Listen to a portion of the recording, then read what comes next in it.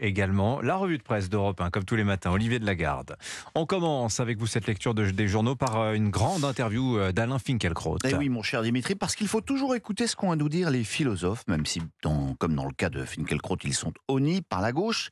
C'est dans le Figaro que vous lirez cet entretien mené par Alexandre de Vecchio. Que nous dit cet intellectuel? Eh bien, que de manière urgente, cette gauche doit sortir du déni. D'abord sur la question de la présence du RN dans la manifestation de dimanche. Finky, pas suspect d'être un admirateur de Marine Le Pen, explique: le Parti communiste a gardé son nom, mais il a rompu avec l'antisémitisme stalinien. C'est une bonne chose. Le Front National, poursuit-il, est devenu Rassemblement National et a exclu son fondateur, mais la bien-pensance refuse de prendre acte de cette évolution. Qui vit de combattre son ennemi a tout intérêt à ce qu'il reste en vie, disait Nietzsche. L'antifascisme structure la vision du monde d'une grande partie de la gauche, déclare encore Finkielkraut. Pour elle, le musulman occupe dans l'imaginaire raciste la place qui était autrefois celle du juif. L'antisémitisme islamiste est donc une impossibilité logique. Et puis Georges Bensoussan nous a appris ce qui se passait dans les territoires perdus de la République, rappelle-t-il. Mais en guise de vigilance, le parti des médias censure les vérités factuelles qui heurtent de plein fouet son grand récit antifasciste. La volonté de dresser un cordon républicain autour du RN témoigne ainsi de la persistance du déni au moment même où les événements nous contraignent d'en sortir. Mais alors ce déni, quelle forme prend-il? Eh bien, par exemple, il s'inscrit dans les propos de l'imam de la Grande Mosquée de Paris, raconte l'opinion ce matin. Abdelali Mamoun, qui chez nos confrères de BFM TV, s'est interrogé en se demandant où sont ces 1200 actes antisémitisme en France. Voile de suspicion qui rappelle certaines heures sombres et complotistes de notre histoire, écrit Raphaël Legendre. Il s'inscrit peut-être aussi en creux dans les déclarations de députés insoumis après la diffusion à l'Assemblée nationale d'un film montrant les crimes épouvantables du Hamas.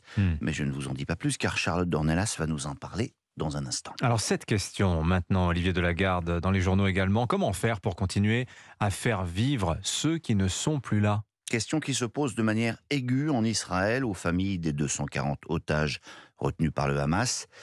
Eh bien en organisant une sorte de banquet imaginaire, raconte Le Monde. Le couvert est toujours mis sur le parvis du musée d'art de Tel Aviv, mais les chaises pour les convives demeurent désespérément vides, écrit Raphaël Rérol.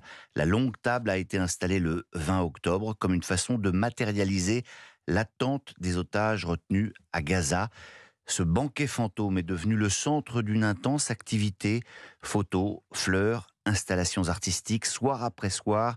Des centaines d'anonymes passent ici afin d'être ensemble, d'exprimer leur solidarité. Dans l'attente d'une libération, les familles continuent de clamer leur douleur autour de la table déserte. Alors quoi d'autre dans la presse également ce matin? Eh bien, la décision d'Éric Ciotti de ne pas se rendre à l'invitation d'Emmanuel Macron aux rencontres de Saint-Denis. Je ne souhaite pas être l'alibi d'une énième démarche de communication, déclare le président des LR au Figaro. Alors eux, en revanche, vont se voir et se parler. Joe Biden et Xi Jinping se retrouvent au sommet de l'APEC. Rien à voir, Dimitri, avec l'emploi des cadres. Il s'agit de la réunion des pays de l'Asie-Pacifique. Et les gazettes de nous expliquer que compte tenu de la situation internationale, ce serait pas mal que les deux hommes se parlent et que ce coin du monde reste un tout petit peu calme. Et puis, puisque l'on parle de Joe Biden, vous lirez dans l'opinion ce papier du Wall Street Journal où l'on apprend que le locataire de la Maison-Blanche est en train de perdre le vote afro-américain. À un an de la présidentielle, de plus en plus de Noirs déclarent leur intention soit de ne pas voter, soit de voter Trump. Ouais, c'est une question de société, l'IVG notamment, qui coince du côté de cet électorat qui est finalement assez conservateur sur ces sujets de société. Alors vous nous avez appâté avec il y a quelques instants. Vous nous parlez également, Olivier de Lagarde, du retour du Frankenstein chinois. Oui, ça, c'est dans les Échos et rien à voir avec Xi Jinping ou Éric Ciotti. Il s'appelle He Jiankui, il est biophysicien. Et il y a 5 ans, il avait déclenché un scandale planétaire après avoir révélé avoir mis au monde les premiers bébés génétiquement modifiés. L'affaire n'avait pas du tout plu aux autorités pékinoises qui l'avaient fait disparaître puis emprisonner, de l'avantage de vivre en dictature.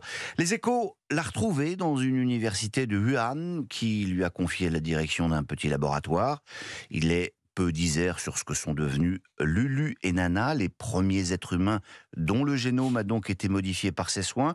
C'était juste une petite expérience pour aider des patients atteints du VIH, explique-t-il. Son rêve s'est fracassé quand il a révélé ses travaux sur YouTube. Condamné sur les plans scientifiques, éthiques et pénal, il reconnaît être allé trop vite, avoir été aveuglé par la quête d'une gloire personnelle. Au printemps dernier, celui qui a été donc surnommé le Frankenstein chinois s'est rendu dans les montagnes pour consulter un prêtre taoïste, raconte Frédéric Schaeffer. Il lui a dit que, au fond du malheur, naît le bonheur. Mais beaucoup de ses confrères chérissent un autre rêve, affirme le journaliste des Échos, celui de ne plus jamais le voir dans un laboratoire. La revue de presse d'Europe 1, comme chaque matin. Merci beaucoup Olivier Delagarde.